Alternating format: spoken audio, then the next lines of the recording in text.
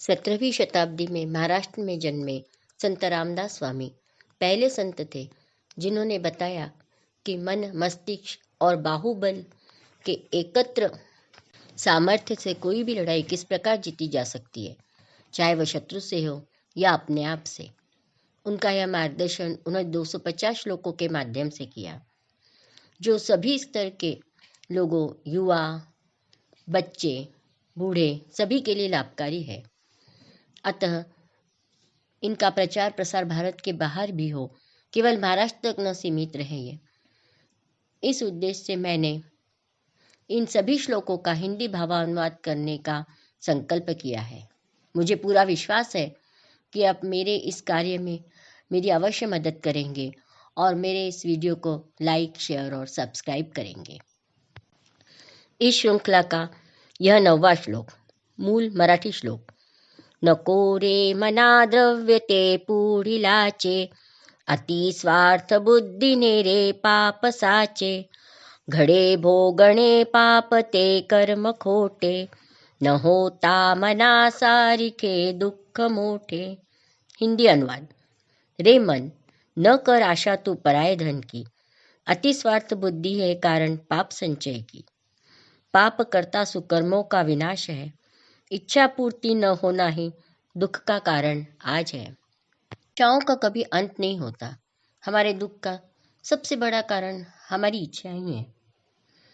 और जब हम पराये धन की आशा करते हैं तो हमें दुख की प्राप्ति तो होती है, साथ ही हमारा पाप संचय भी बढ़ता जाता है।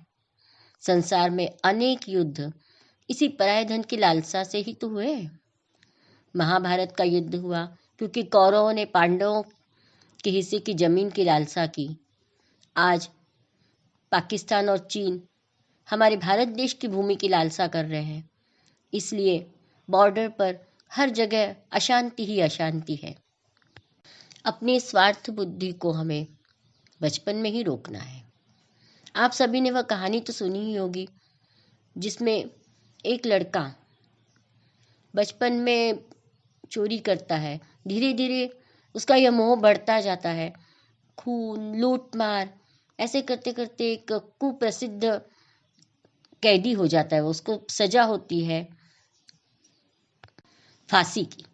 जब उसे फांसी दी जा रही है तब उसको उसकी अंतिम इच्छा पूछी जाती है, तो बोलता है मुझे माँ से मिलना है। उसकी माँ को लाया जाता है सामने, तो तुरंत अपनी माँ को एक जोर का तमाचा जड़ता है। सभी को आश्चर्य होता है, ऐसा क्यों किया इसने। वो अपनी माँ से बोलता है, माँ, जिस दिन मैंने अपने मित्र की एक पेंसिल चुराई थी, उसी दिन अगर तूने मुझे इसी तरह एक तमाचा जड़ा हुआ था तो शायद आज यह नौबत नहीं आती कि मैं आज फांसी पे चढ़ा हूँ। रावण ने भी परस्त्री की आशा की, इसीलिए रामायण का युद्ध हुआ। हमारी इसी लालसा का लाभ तो कई कंपनियों ने उठाया, एक के ऊपर एक फ्री ऐसे कहकर ऐसी अनेक चीजें हमारे ऊपर थोपी जो हमारे शायद किसी काम की भी नहीं हो।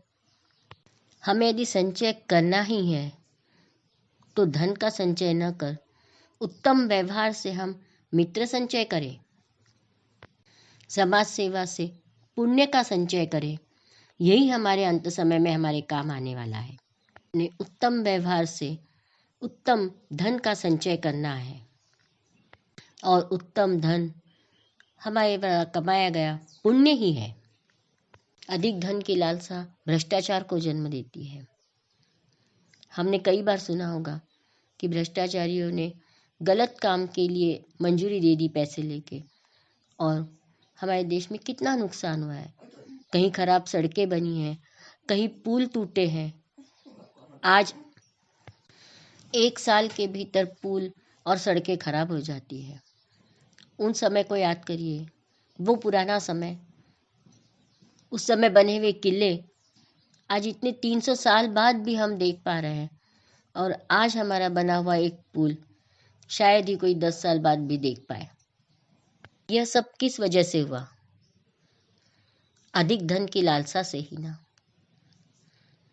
तो चलिए हम प्रयास करेंगे कि हम यह सब रोकने में अपना एक छोटा सा हिस्सा क्यों न हो दे सके।